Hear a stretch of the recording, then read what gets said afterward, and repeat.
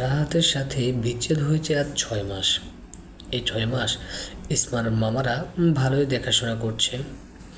আগের চেয়ে বাজার বাড়িয়ে দিয়েছে তাহিয়া খাতুনের ছোট ঘরটায়। আগে তো ইচ্ছে হলে দিত, না হলে নাই। মামিরাও তেমন কিছু বলেনি ইসমার গায়ে আঘাতের চিহ্ন দেখে। বিশেষ করে গালের কাটা দাগটা দেখে কত মহিলারা বাড়ি বয়ে এসে জিজ্ঞেস করতো, ইসমা কি রাহাতের ছেলেকে সত্যি মারতে চেয়েছিল কি? তখন ইসমা শক্ত মুখে জবাব দিয়েছে, মারলে ওর বাবাকে মারতাম, নিষ্পাপ শিশুকে কে কেন মারব? 3 মাস আগে রাহাতের বাড়ির ওই চেয়ারম্যান তার ছেলের জন্য ইসমার সাথে বিয়ের কথা নিয়ে এসেছিল। বৈঠকে ইসমার ধারালো যুক্তিসঙ্গত কথা শুনে তার পছন্দ হয়ে যায়। ইসমার সাথে সাথে না করে দিয়েছে। চেয়ারম্যানের ছেলে এ নিয়ে কয়টা বিয়ে করেছে তার হদিশ নেই। তার উপর আবার ড্রাগসের নেশাও নাকি করে। মানুষের চোখে মুখে ইসমার মায়া করুণা ভেসে উঠলে ইসমার অস্বস্তি হয়। মহিলারা এক কথা থেকে আরেক কথায় চলে যায়, এসব নিয়েই ভাবছিল ইসমা খাতুন। ধ্যান ভাঙল মুরগির কড়কড়ানিতে। মুরগিগুলোকে আধার দিয়ে ইসমা ছাগলের কাছে চলে যায়। বসে থাকলে হবে না, মায়ের সাথে হাতে হাতে কাজ করলে কাজ এগোবে। তাহিয়া খাতুন মেয়েকে আগলে রাখে সেই ছোট সময়ের মতো।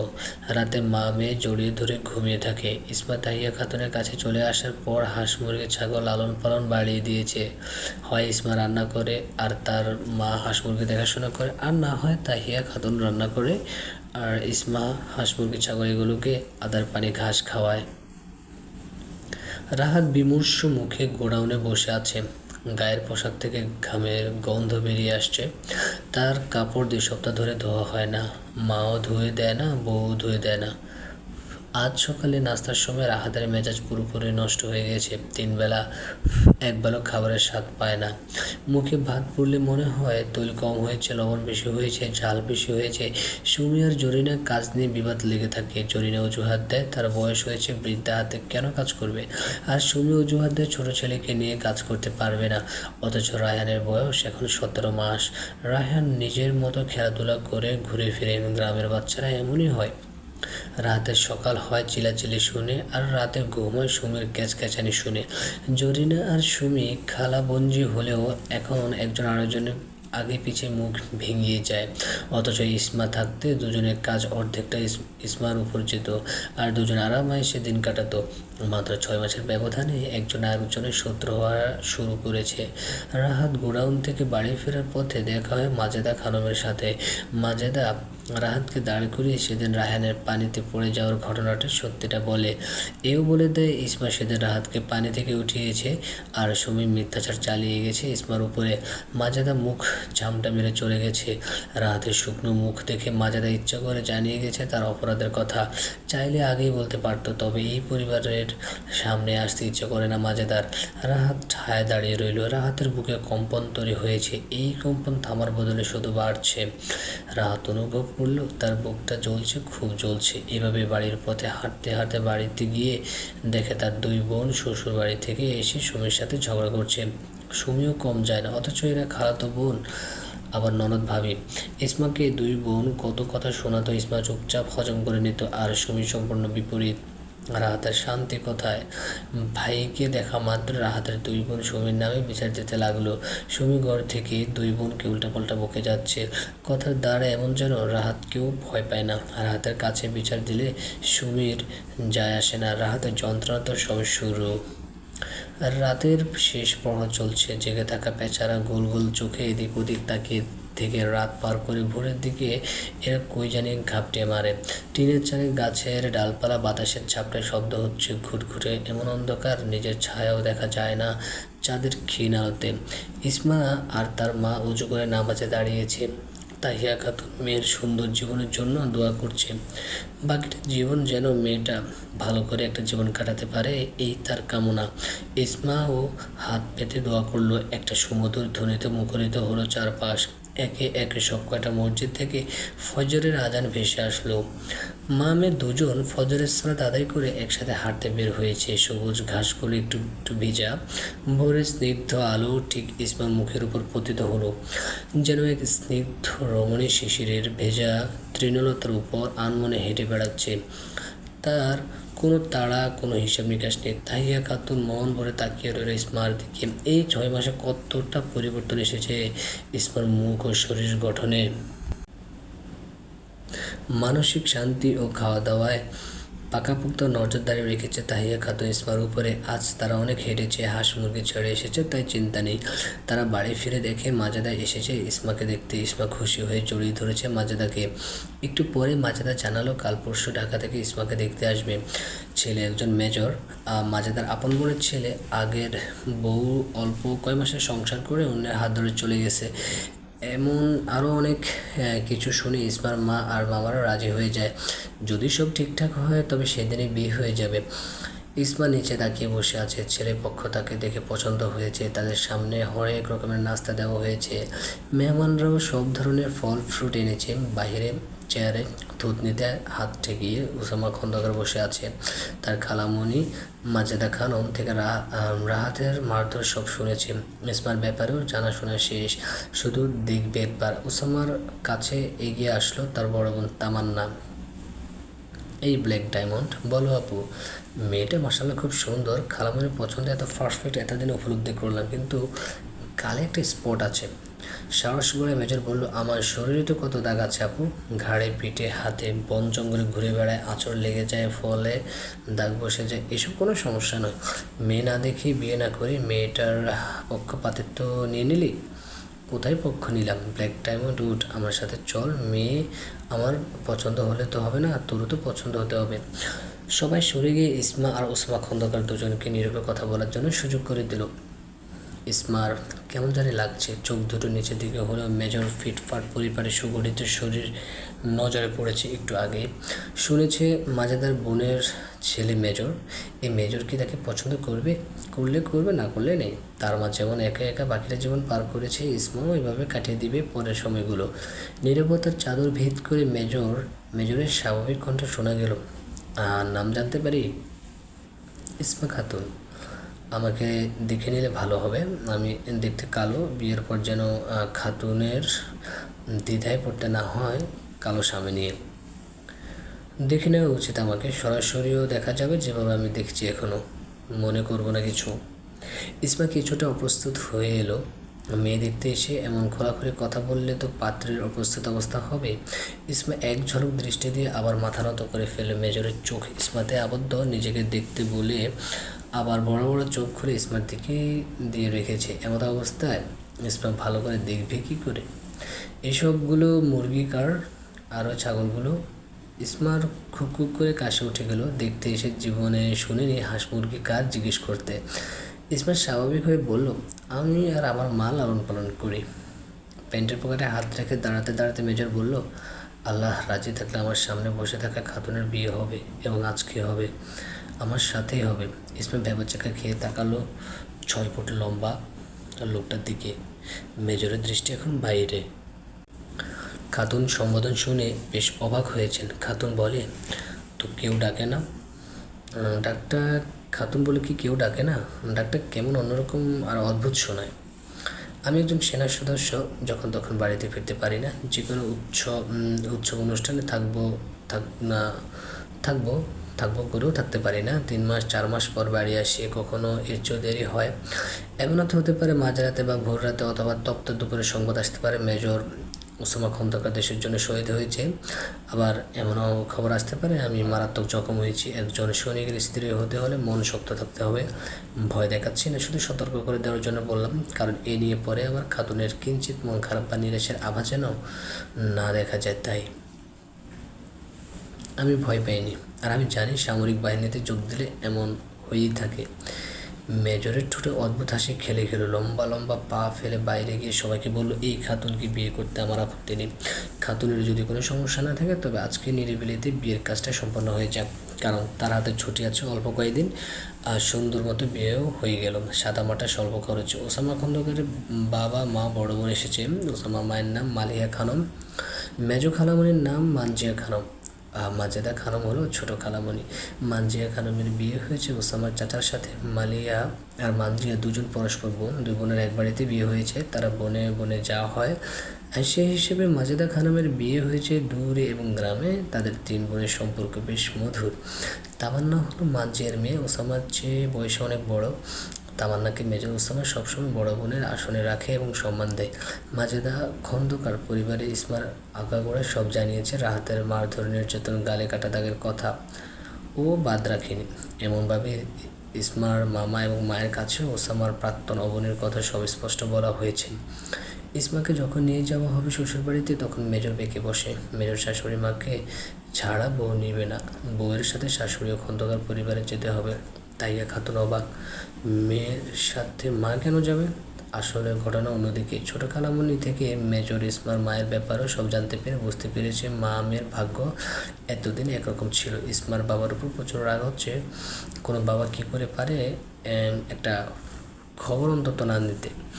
খন্দকার পরিবারের সবাই খোলা মন এবং মিশুক প্রকৃতির, সবচেয়ে সরল সোজা নরম দয়ালু মনের সদস্য হলে ইসমার শাশুড়ি মালিয়া খানম নতুন বেয়ানের হাত ধরে বসে আছে। ছেলের সাথে এখন মাও যোগ দিয়েছে। ইসমার মা কাচুমাচু হয়ে বসে আছে মেয়ের সাথে। আবার বিয়ের দিনই মেয়ে শ্বশুরবাড়িতে মা যায় কী করে? মালিয়া, মানজিয়া, মাজেদা তিন বোন ইসমার মাকে বুঝিয়ে রাজি করে হাঁস মুরগি ছাগল ভাইয়ের বউদেরকে দিয়ে রওনা হয় ঢাকার গোপীবাগ। বড় বড় বিল্ডিং, এর মাঝে একটি একতলা বাড়ি, সামনে বড় করে লেখা খন্দকার বাড়ি। আস্তে আস্তে রাত হয়ে গেছে। বাড়ির সামনে ওসামার দুই বোন তুলি আর টুসি দাঁড়িয়ে আছে গাঁদা ফুলের মালা নিয়ে। গদগদ হয়ে দুজন গাঁদা ফুলের মালা নতুনভাবে গলায় ঝুলিয়ে দিল। তামান্না আর কোনো ভাই বোন নেই। ওসামা, তুলি, টুসি আর মাজেদা খালামণির ছেলে মেয়ে, এদের সব কয়টাকে জান প্রাণ দিয়ে আদর করে। এরা চাচাতো ভাই বোন হয়, আবার খালাতো ভাই বোনও হয়। তামান্নার 4 বাচ্চা, 2জন ছেলে 2জন মেয়ে, 4জন ইসমাকে ঘিরে বসে আছে। তামান্নার স্বামী তামান্নাকে ফিসফিস করে বলছে, তোমার মেজর ভাইয়ের ঘর ফুল দিয়ে বাসর ঘর সাজিয়ে রেখেছি। তামান্না খুশি হয়ে বলল, খুব ভালো হয়েছে। রাতের খাওয়া দাওয়া শেষ করে যে যার রুমে চলে গেল। তামান্না শ্বশুর বাড়ির কাছে ছেলে মেয়ে স্বামী নিয়ে চলে গেছে, আবার সকালে আসবে। তুলি, টুসি দুজনে ইসমার মাকে নিজেদের রুমে নিয়ে গেছে। তাইয়া খাতুন মেয়ে দুজনের সরলতা আর মিশুক ব্যবহার দেখে পুলকিত। মালিয়া, মানজিয়া দুই বোন বেয়ানের সাথে কতক্ষণ কথা বলে গেছে। তাইয়া খাতুন প্রত্যেকজনের ব্যবহার দেখে ভীষণ আনন্দিত। তার মেয়ে এতদিন ভালো জায়গায়, সঠিক জায়গায় এসেছে। এতদিনের দোয়া আল্লাহ কবুল করেছেন। ফুলে ফুলে সজ্জিত বিছানা, সাদা চাদরের উপর গোলাপের পাপড়ি দিয়ে লাভ শেড আঁকা, দেয়ালে একটা করে রজনীগন্ধা টানানো, যার যে বা ফুল 5টা একসাথে করে তোড়া বানিয়ে খাটের উপরে মাথা দিকে আর নিচের পায়ের দিকে রাখা হয়েছে। ইসমা যার যে বা ফুলগুলো দেখে নয়ন জড়িয়ে গেল। মেজর রুমে ঢুকে আগের বিছানার পাপড়িগুলো ফেলে নব্যবিবাহিতা স্ত্রীর দিকে তাকিয়ে বলল, বিছানা পরিষ্কার করে দিচ্ছি, শুয়ে পড়ো, ভালো লাগবে। তামান্না ওদের ঘরে ইসমার প্রয়োজনীয় জামা কাপড় জিনিসপত্র রেখে গেছে। ওসামা খন্দকার অজু করে বের হয়েছে। চায়নামাজ বিছিয়ে ঘাড় ফিরে ইসমার দিকে তাকিয়ে বলল, চায়নামাজ দিই আরেকটা। ইসমার মাথা ইশারায় হ্যাঁ বোঝালো। দুজনে 2 রাকাত নামাজ পড়ে দোয়া চেয়ে নিল। খাওয়া দাওয়ার পর্ব আগেই শেষ হয়েছে। লাইট অফ করে দুজনে শুয়ে পড়েছে। ঘরে শুধু ড্রিম লাইটের আলো বিদ্যমান, জানালা একটা খোলা, যার কারণে রূপালি চাঁদের নীলচে আলোর ছিটা ফোটাও ঘরে আসছে। দুজনের কারো মুখে কথা নেই।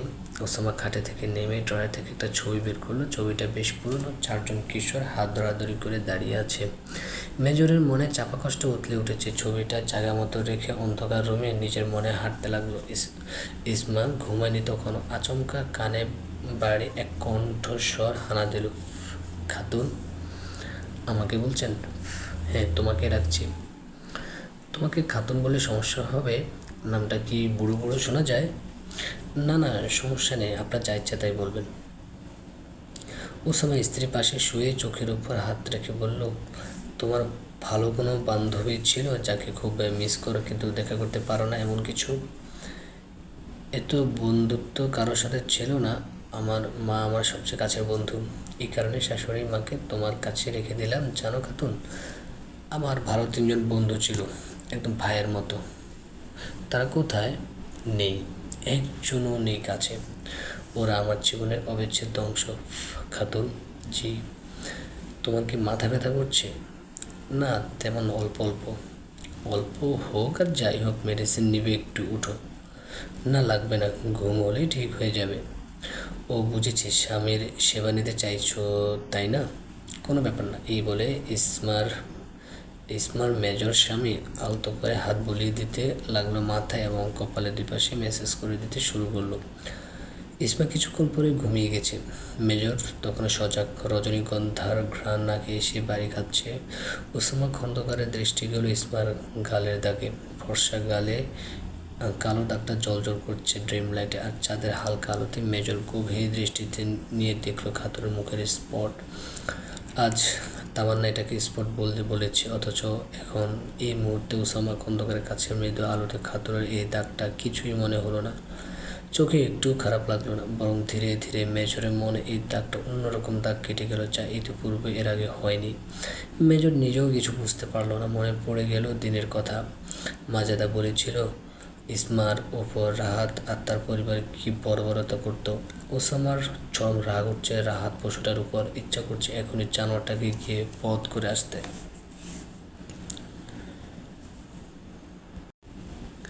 খন্দকার বাড়িতে ওয়ালিমার আয়োজন চলছে ধুমসে।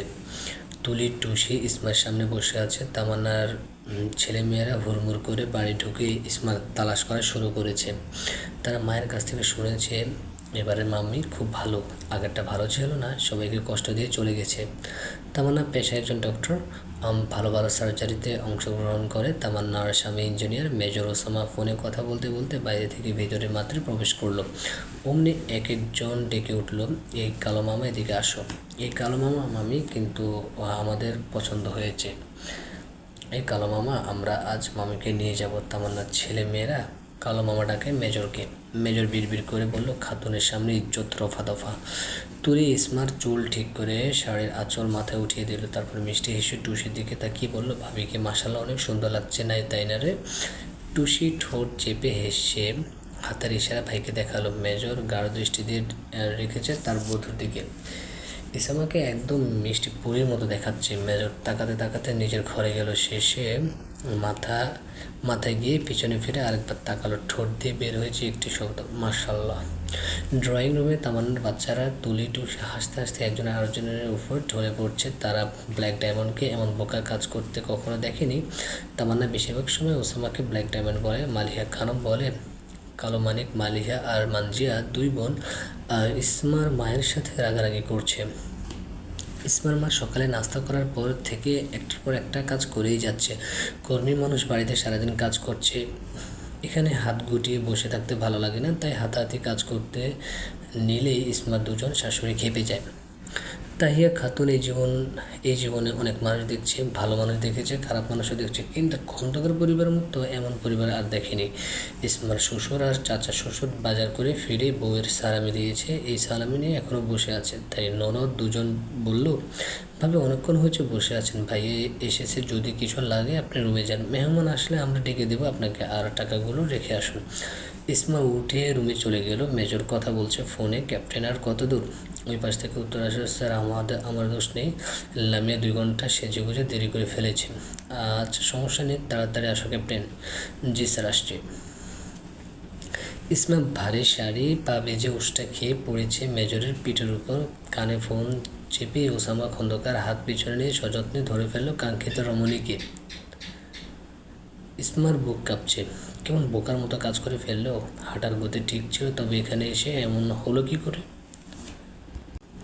দরজার পাশে হাসির আওয়াজ আসছে। মেজর বুঝে গেছে এই কাজ বাড়ির লস্করদের। তামান্নার ছোট মেয়েটাকে বড় কেউ শিখিয়েছে দিয়েছে মামিকে মামার উপর ধাক্কা দিয়ে ফেলে দিতে। বাচ্চাটা আস্তে ধাক্কা দিয়ে এদেশে আর নাই, গুম হয়ে গেছে সাথে সাথে।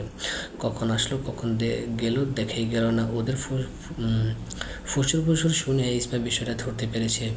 মেজর ইসমার হাত ধরে খাটে বসিয়ে দরজায় গিয়ে দাঁড়িয়ে চোখ পাকিয়ে বলল, এখান থেকে যাবে নাকি মুখের উপর দরজা লাগিয়ে দেব। তুলি টুসি দুই বোন ভাইকে দেখেই দৌড়। এই দুই বোন ভাইকে যথেষ্ট সম্মান করে, কিন্তু বোনের ছেলে মেয়েদের তালে পড়ে ওদের সাথে দুষ্টুমিতে মেতে ওঠে। মালিয়া খানও এদিক দিয়ে যাচ্ছিল। বিচ্ছু বাহিনীকে একজোট হয়ে ছেলের দরজার সামনে দেখে বললেন, এই তোর আমার কালো মানিকের পিছনে পড়েছিস কেন? দুষ্টু একটা বলে উঠল, তোমার কালো মানিককে বলো মামিকে আমাদের কাছে ছেড়ে দিতে। তোরা মামিকে দিয়ে কী করবি? আমাদের বাড়িতে নিয়ে যাব। নিজেরাই তো এই বাড়িতে পড়ে থাকিস, আবার আমার বৌমাকে নিয়ে কই যাবি? উফ নানু, বিরক্ত করো না তো, সরো। মালিয়া খানম কান ধরে সবগুলোকে নিয়ে গেলেন। যেতে যেতে বলে গেলেন, আমার কালো মানিককে তোরা বড্ড চালাস। তামান্না আসুক, তোদের সব কটাকে ধরতে হবে। খাতুন জি, তোমার কি কি লাগবে একটা লিস্ট তৈরি করো। আমার এখন কিছু লাগবে না, আপু অনেক কিছু দিয়েছে। ওইটা আপু তার তরফ থেকে দিয়েছে, আমি তো কিছুই দিলাম না। আচ্ছা, তোমাকে নিয়ে বের হলে কেমন হয়? নিজের পছন্দ অনুযায়ী যা যা লাগে কিনে নেবে। তোমার মামারা আসছে তাদের সাথে, কিন্তু শাশুড়িকে মাকে যেতে দিব না। আমি ক্যাম্পে ফিরে যাওয়ার পর তোমাকে আর শাশুড়ি মাকে বাবা আর কাকু মিলে গ্রামে নিয়ে যাবে, আবার তাদের সাথে চলে আসবে। মন খারাপ করে ফেললাম? না, মন খারাপ হয়নি, কিন্তু মা এতদিন এখানে থাকতে চাইবে না। শাশুড়ি মা এখন থেকে এখানেই থাকবে। ইয়াল্লাহ, মানুষ কি বলবে? যখন আমরা দুঃখে থাকি তখন মানুষ একটু দুঃখ ভাগ নিতে আসে না, আর যখন সুখে থাকে তখন মানুষ সুখের উৎস খুঁজতে দৌড়ে আসে। মানুষের কথা কানে না নিলে ভালো হবে, কে কী বলে তাতে আমার মনোযোগ বিঘ্ন ঘটে না। এই মুহূর্তে আমি তোমার কথাই গুরুত্ব দিব বেশি। আমাকে হতাশ করো না খাতুন। আমি চাই তোমরা মা মেয়ে একসাথে থাকো। আমার পরিবার তোমার পরিবার এক পরিবার। ছোট খালামণিকে যেমন দেখেছ আমার মা, তার চাইতে আরও বেশি সহজ সরল। আর মেজো খালামণিকে তো নিজের চোখে দেখলে শাশুড়ির মায়ের কোনো অভিযোগ থাকবে না খন্দকার বাড়িতে, ইনশাআল্লাহ। ইসমার চোখের পানি টলমল করছে, যেন কচু পাতার উপর কয়েক ফোঁটা পানি অস্থির হয়ে নড়াচড়া করছে, যে কোনো সময় পড়ে যাবে। তার মাকে নিয়ে এমন করে কেউ চিন্তাও করেনি। খুব ভালো লাগছে মেজর স্বামীর কথা শুনে। চোখ থেকে পানি পড়েও গেল। এক ফোঁটা মোটা অশ্রু কণা গালের কাটা দাগ এসে থেমে গেল। ফর্সা গালে কালো দাগে এক ফোঁটা জলকণা। মেজর যেন ঘরে চলে গেছে। আনমনে হাত দুটিয়ে বৃদ্ধাঙ্গুলির মাধ্যমে নরম জলকণা মুছে দিল। ইসমার ডাগর ডাগর চোখ থেকে ধারাবাহিকভাবে আরও দুই ফোঁটা জল গড়িয়ে পড়ল মেজরের হাতে। ওসামা খন্দকার নিচু হয়ে বসে পুরো মুখটা স্ক্যান করে চোখ বন্ধ করে ফেলল। কেমন নতুন অনুভূতির সঞ্চার হচ্ছে। এই খাতুন তার কাঠখোট্টা জীবনে যুক্ত হয়ে নতুন নতুন কিছু যুক্ত করেছে। মেজর ভেসে যাচ্ছে খুব অল্প সময় এক পবিত্র বন্ধনের আবদ্ধে। কেন কাঁদছো খাতুন? আপনাকে অনেক ধন্যবাদ। ধন্যবাদ কেন? আমার মা আমার সাথে থাকলে আমার খুব ভালো লাগবে। মা দূরে থাকলে আমার চিন্তা হতো আগের মতো। শাশুড়ি তো মায়ের মতে হয়, তাই না? তোমার মা আমার মা, শাশুড়ি হয় আমার মা হয়। আমার মা তোমার মা হলে তোমার মাও আমার মা। তোমার মাকে আমার মা হতে দেবে না? ইসমাইল হেসে ফেলল, চোখে তখনও পানি। এদিকে মেজরের অবস্থা শোচনীয়। খাতুন খোলাটে চোখে ঠোঁটে হাসছে। কি সুন্দর লাগছে। গায়ে শাড়ি গয়না জড়িয়ে এভাবে হেসে ওসামা খন্দকারকে ঢোক গিলিয়ে দিল। এই নমনীয় কোমলমতি স্নিগ্ধ সুশ্রী খাতুনের মেজরের ভেতরে সব উলট পালট করে দিচ্ছে একটু একটু করে। মেজরও ঘা ভাসিয়ে দিচ্ছে সেই স্রোতে। মেজর নিজেও জানে না এই স্রোতে ভাসতে ভাসতে সেই পৌঁছে যাবে সুখের ঠিকানায়। যেই সুখ সে প্রথম কাতারে পায়নি, তা সে পেয়ে যাবে এই ইসমা খাতুনের মাধ্যমে। ক্যাপ্টেন রিয়াদ তার স্ত্রী লামিয়াকে নিয়ে ঢাকা গোপীবাগ এসেছে। লামিয়া ছটফট করছে কখন মেজরের বউকে দেখবে। খন্দকার বাড়িতে ঢুকেই তুলি টুসিকে ধরে ইসমার কাছে পৌঁছে গেল। ইসমার সাথে দেখা সাক্ষাৎ করে মালিয়া খানমের কাছে কত প্রশংসা করলো। মানজিয়া খানম বলেন, লামিয়া আমাদের আসমানের বউ কেমন দেখলে? খন্দকার পরিবারে কেউ কেউ মেজর ওসামাকে আসমান বলে। মাজেদা বলল, এই লামিয়া আমার পছন্দ কেমন? আসমানের বউ আমার খুব পূর্ব পরিচিত। মেয়েটার মুখে যেমন মায়া, ব্যবহারও অত্যাধিক সুন্দর।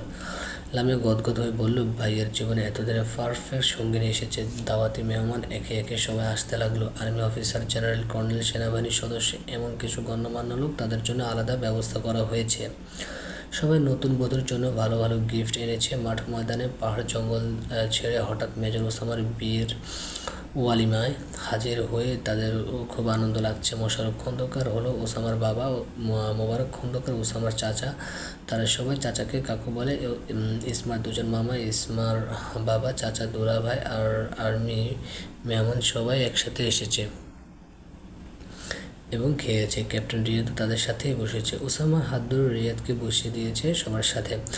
সময়টা এখন বিকাল। একে একে সব মেহমান চলে গেছে। তাহিয়া খাতুনের ভাইয়েরাও চলে গেছে। মালিয়া মানজের দুই বোন রিয়াদ আর তামান্নাকে রাতের খাবার দিয়েছে।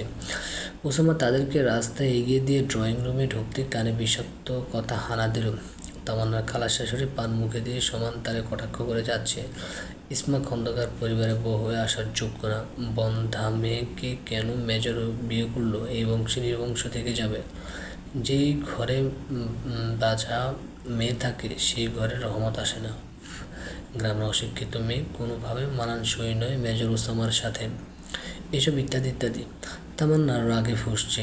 খালা শাশুড়িকে কিছু বলতে পারছে না। ইসমাম সামনে বসা। তাহিয়া খাতুন একটু আগে ঘুমিয়েছে। বর্তমান ড্রয়িং রুমে কী হচ্ছে তা তাহিয়া খাতুনের অজানা। মালিয়া মানজে দুজন পরিস্থিতি স্বাভাবিক করতে বললেন, আমরা আসমানের জন্য ভালো মন মানসিকতা এবং উদারপূর্ণ একজন মেয়ে চেয়েছিলাম। তখন এই মাজাদা ইসমার সম্পর্কে আমাদেরকে জানায়। আসমানকে নিয়ে আমরা ইসমাকে দেখতে যাই। পছন্দ হয়েছে আলহামদুলিল্লাহ। আমার ছেলের সুখে থাকা জরুরি। বাচ্চা আল্লাহ দিলে ইনশাল্লাহ হবে, আর না দিলে আল্লাহর উপর কোনো অভিযোগ নেই। মানজিয়া খানম বললেন, বাচ্চা না হওয়াতে ইসমার দোষ কোথায়? এখন চিকিৎসা প্রযুক্তি ভালো উন্নত হয়েছে, আমরা ভালো চিকিৎসা করাবো। এরপরও যদি ফলাফল শূন্য, তবে কোনো বাচ্চা অ্যাডপ্ট করা যাবে। ওরা দুজন সুখে সংসার করতে পারলে আমরা খুশি। কত পরিবার বাচ্চা কাচ্চা থাকা সত্ত্বেও অশান্তি লেগে থাকে। আমরা অশান্তিকে ভয় পাই। ইসমার গর্ভে খন্দকার পরিবারের বংশ আসলে আসবে, না আসলে নাই। এতে ইসমার কোনো দোষ নেই। আমরা কখনোই মূর্খদের মতোই এই যুগে এসেও অপবাদ দিতে পারি না। মা খালার উপরে গিয়ে তামান্না আর কিছু বলেনি। মেজর দরজায় দাঁড়িয়েছিল। এক পলক নিক্ষেপ করলো নিচের দিকে তাকিয়ে থাকা ইসমা খাতুনের দিকে। তারপর পা বাড়িয়ে সিঙ্গেল সোফায় বসতে বসতে রাশ ভারী গলায় বলল, এনিফা, এলিসা, তোমরা বড়দের মাঝে কী করো? নানার রুমে গিয়ে বসো। এহসান, একরাম, তোমরা নানাভাই রুমে যাও। এরা হলো তামান্নার ছেলে মেয়ে। বড়দের মাঝে বসে কথা শুনছিল। অন্য সময় কালো মামা করে গলা ছিঁড়ে ফেললেও এখন ভদ্র বাচ্চাদের মতো সবাই ড্রয়িং রুম ত্যাগ করে চলে গেল। মামার কণ্ঠ শুনে বুঝতে পেরেছে মামা এখন সিরিয়াস মুডে আছে। খালাম্মা, আপনার এত মায়া আমার জন্য কবে তৈরি হলো? ডান পাশে ব্রু উঁচিয়ে প্রশ্ন করলো ওসামা খন্দকার। তোমার জন্য সত্যি আমার মায়া হচ্ছে। একটা খুঁতওয়ালা মেয়েকে কেন বিয়ে করলে? আগের ঘরে বাচ্চা হয়নি, এখানেও হবে না। তুমি চিরকাল বাবা ডাক শোনা থেকে বঞ্চিত হয়ে গেলে। জেনে শুনে কেউ এমন কাজ করে? এসব মেয়ে তো অপয়া। এই মেয়ের পেট কোনো ফুল ফুটবে না।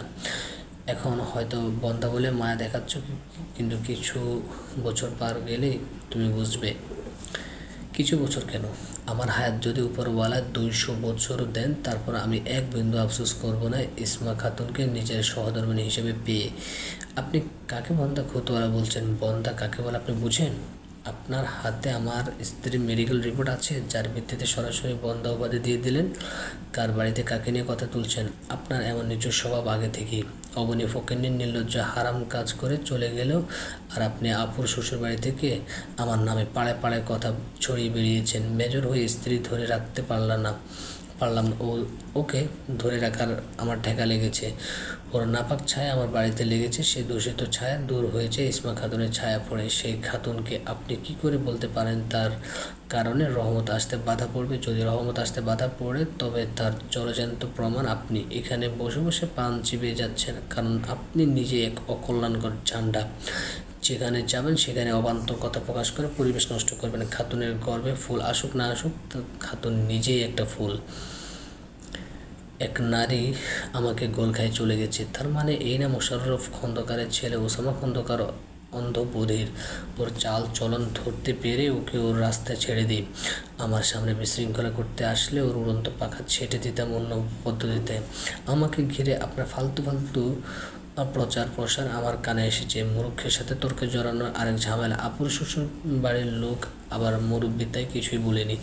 এসব কথা আমার যায় আসে না, কিন্তু যাকে নিয়ে আপনার নরম জিহ্বা দিয়ে শক্ত কঠিন শব্দ বের হয়ে করছেন তাকে এসব বলা অ্যাটাক করার অপরাধে আপনি কেন আপনার মতো 10 জনের কথা যেন গলায় আটকে যায় এমন ব্যবস্থা করতে আমার শুধু 2 মিনিটের ব্যাপার। জিহ্বার উপর একটা বুলেট রাখলে শেষ। আমাকে আমার মতো থাকতে দিন, নিজের জবানের হেফাজত রাখুন। এক নারী হয়ে আরেক নারীর দুর্বল জায়গায় নিয়ে আঘাত করার কথা টানেন কী করে? বন্ধা বন্ধা এই শব্দটার মাঝে কি আছে? কেন এই শব্দটা আলাদা করে দেয় একজন নারীর সুখে থাকার অধিকার থেকে? কথার মাধ্যমেও কাউকে চরমভাবে রক্তাক্ত করা যায়, কথার মাধ্যমে কাউকে মার্ডার করা যায়। আপনারা কী ভেবে রেখেছেন? এই যে বন্ধা বাজা বলে চলে যান, এই বাক্যগুলো কি? এই বাক্যগুলো হলো এক একটা মরণ যন্ত্রণার হাতিয়ার। এগুলো বলে আপনারা মেরে যান এক অসহায় নারীকে।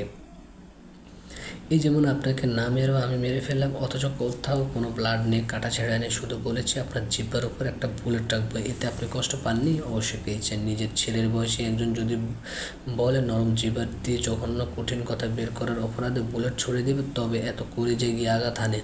আপনাদের কথা তাদের কলিজায় বিধে যাদেরকে খুদ বন্ধা বাজা বলে আনন্দ প্রকাশ করেন। সেই সমাজে আমি থুতু ফেলি যেই সমাজে একজন অবলা নারীকে বন্ধাত্ম কারণে ধুকে ধুকে মরতে হয়, যেই সমাজে কোনো নারীকে সাধারণ প্রাণী ও মনে করা হয় না, সেই সমাজ কি বললো কি করলো তা নিয়ে আমার কিচ্ছু যায় আসে না। কেউ সম্মান পাওয়ার জন্য এটাই যথেষ্ট, সে একজন মানুষ। খন্দকার পরিবার নির্বংশ থাকুক, লেজ কাটার থাকুক, তাতে আপনাদের মাথা ব্যথা না করলেও চলবে। ওসামা খন্দকার এতটা হীনমান্যতা অন্তরে পুষে রাখে না যে স্ত্রী দুঃসময়ে তার হাত ছেড়ে দিবে। যদি পুরো জাহানের মানুষজন এক পক্ষ হয়ে বলে খাতুনের অক্ষম, খাতুন দুর্বল, তবে আমি সবাইকে বুড়ো আঙুল দেখিয়ে এই খাতুনের হাত ধরে শেষ করব জীবনের অন্তিম সময়। আমার আল্লাহ আমাকে ঠকিয়ে দেননি। একজন আদর্শবান নারী হলো স্বামীর চোখের শীতলতা। কি দিন আর সময় আসলো আমার অভ্যন্তরীণ কথা প্রকাশ করতে হচ্ছে। মেজরের চোখে মুখে তীব্র বিতৃষ্ণা দেখা গেল। তামান্না মনে মনে হাসছে। ইসমা শুধু শুনেই গেল। এমন কড়া জবাব, কঠিন প্রতিবাদ রাহাত কোনো দিন করেনি, সুমিকে বিয়ে করার আগেও না। যেই প্রতিবাদ রাহাত 8 বছরে করেনি, সেই প্রতিবাদ মেজর করেছে বিয়ের 3 দিন পরে। ইসমার মনে হচ্ছে এখানে নাটক সিনেমা হচ্ছে, কিছুক্ষণ পরে শুটিং শেষ হয়ে যাবে আর এমন সুন্দর সুন্দর কথাও বন্ধ হয়ে যাবে। ওই মহিলা হনন করে চলে গেছে বোথা মুখে। তামান্না ইসমার কাঁধে হাত রেখে বলল, কিছু মনে করো না বোন, আমার শাশুড়ি জীবিত নেই, তাই খালা শাশুড়িকে যে কোনো অনুষ্ঠানে ডেকে আনে। তবে সে কেমন নিজের চোখেই দেখলে। ব্ল্যাক ডায়মন্ডে কড়া কথাগুলো না বললে উনি এই পুরো মহলে আজে বাজে কথা ছড়াতো। এখন মুখ চুপ রাখবে।